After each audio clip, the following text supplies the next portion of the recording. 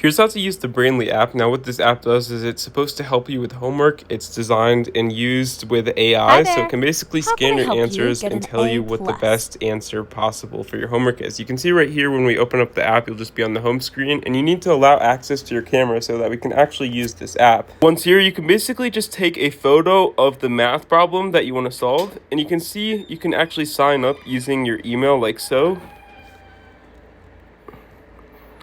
And you can actually give it a category, whether you want it to be general or math, depending on the problem you want it to solve. And you can see right here, it's basically going to give you an in-depth reason on what the answer is to the problem and why. So you can basically just start to learn whatever you're trying to solve rather than just giving you the answer.